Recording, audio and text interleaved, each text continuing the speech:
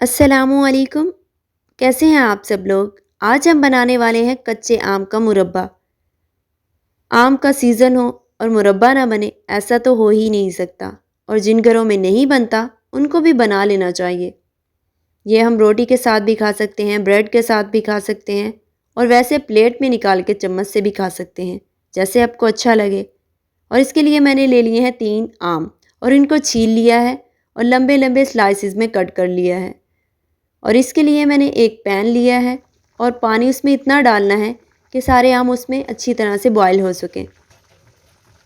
और इसको 5 से 6 मिनट लगेंगे बॉयल होने में। ढक्कन दे दें, जल्दी हो जाएंगे। उसके बाद इसे एक टोकरी में निकाल लें।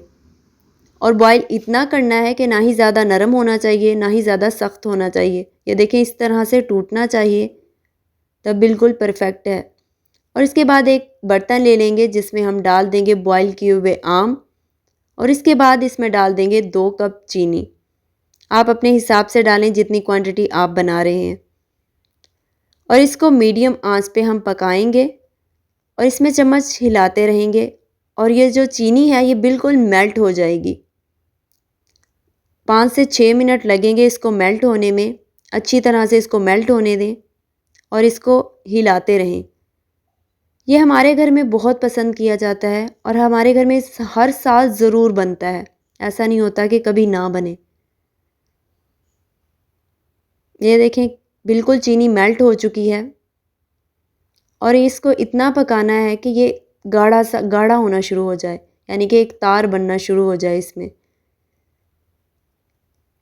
ये देखें, ये इसमें तार बनना शुरू हो चुकी है।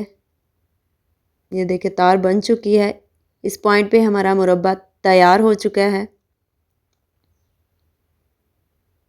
2 मिनट पकाने के बाद हमारा मुरब्बा बिल्कुल रेडी है। ये देखें, बहुत ही मज़ेदार सा मुरब्बा रेडी हो चुका है। आपको ये रेसिपी कैसी लगी?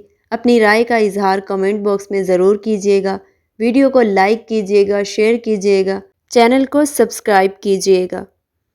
मिलते हैं किसी भी नेक्स्ट रेसिपी के साथ। तब तक के लिए अल्लाह हाफिज़।